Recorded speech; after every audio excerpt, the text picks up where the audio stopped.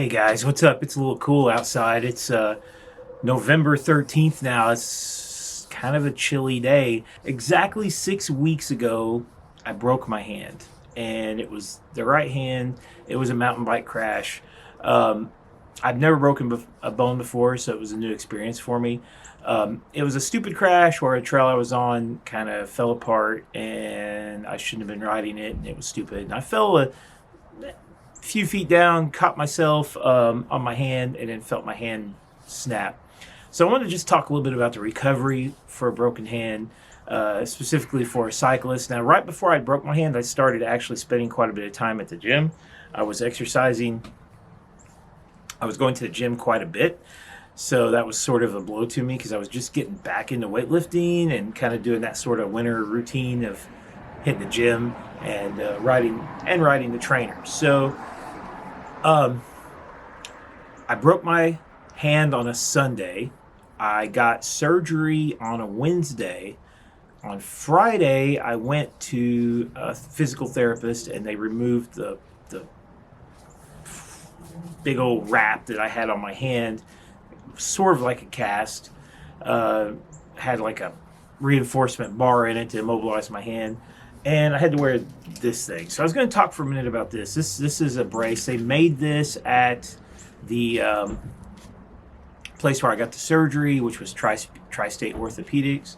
This was $500, and they sort of custom fit it to your hand, even though I'm pretty sure that, well, I don't know how important it was that it had to be exactly custom fit to my hand, but I'm sure that made it more comfortable. Thing was, is I really only wore this a few times, and I probably shouldn't say that because I think I was supposed to be wearing it all the time. But the situation was, I got the surgery, and he said, so with the surgery, you don't actually have to have the cast. Otherwise I would have had to have a cast on my arm to keep it mobilized. He goes, you get this surgery, which he was big. The surgeon was pushing. He's like, there's not a lot of drawbacks, and you don't have to have a cast. He said healing time would be about the same, but you could be more active with it much, much quicker because you wouldn't have a cast on, which sounded good to me.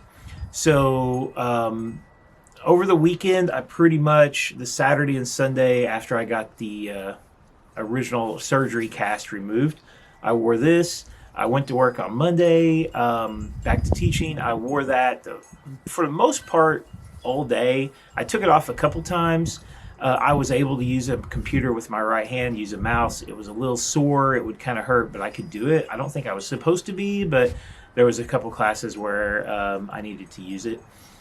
By Tuesday, the next day, I pretty much took it off when I got to school and put it on the way home, and I did that more or less for the rest of the week. I wore it, and I was really barely wearing it. I would wear it to sleep, and that was about it. And then the next week, it was even less. Maybe, I don't even think I wore it at all the next week, honestly. So that was a lot of money for something that I didn't find a lot of use in, but it seems like I could have got just like something, but I didn't have to pay for it. My insurance paid for it, which is kind of like why I think medicine has kind of got these runaway costs. If you don't have to pay for it, then you're like, sure, I'll take a $500 brace that I'll wear a few times. But anyway, I rode the trainer, I want to say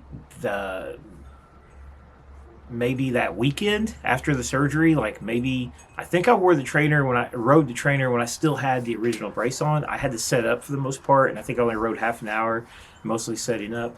And I noticed that over the course of the next couple weeks, I was riding a trainer a lot for about 30 minutes to 45 minutes at a time. Pretty easy. And every day I could kind of put a little bit more weight on my hand.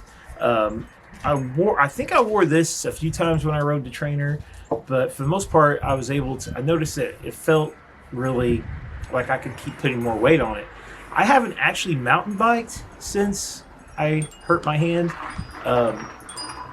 which is one of the drawbacks of this. There was no way I could have really mountain biked during this recovery period because it's like just last weekend was the first weekend I did a road ride where I felt pretty much completely normal.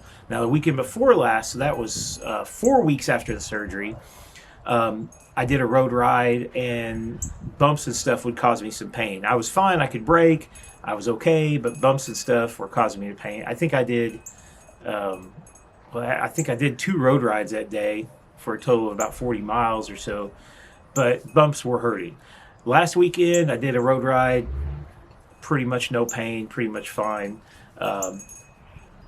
So I missed about probably 4 weeks of riding, and that 4 weeks of riding was all of October, which is the best mountain biking.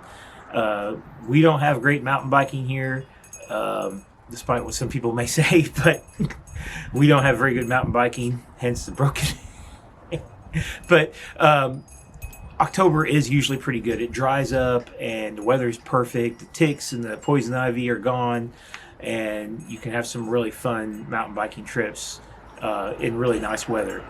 And I missed out on that, probably a couple mountain biking trips. Actually, I think it might have rained at least 2 of those weekends, so I don't know how much mountain biking I really missed. But I got 21 hours of exercise in October. Most of that being on the trainer, a little bit of start going back to the gym. I lifted weights, I think, for the first time like 3 weeks after the surgery, and I lifted just basically the bar,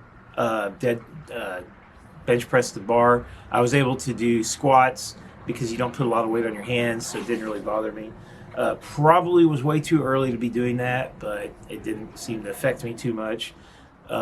Even today, 6 weeks out, it's still sore when you go laterally with it, back and forth. It's still sore laterally.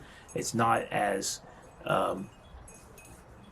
it doesn't feel quite as strong as it should.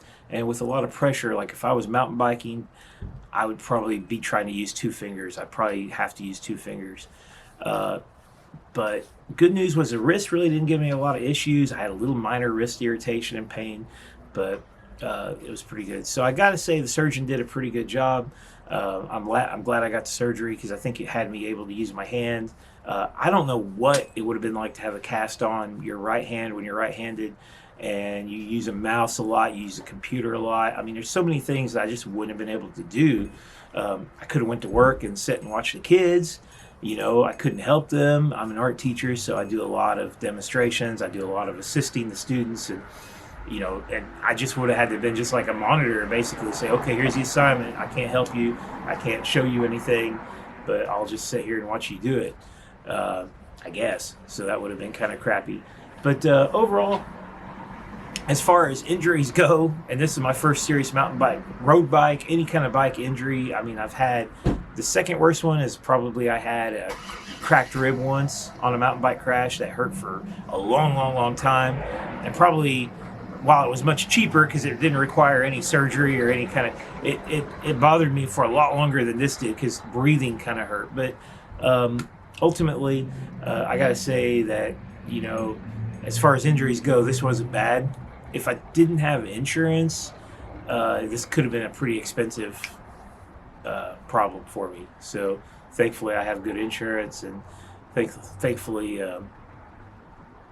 I got into surgery super fast, was able to get it fixed. But looking forward to mountain biking. Next weekend is the last race in the Touch of Nature race series, and I'm going to try that again, I think, if the weather is good and the trails aren't too muddy and stuff like that. So see ya.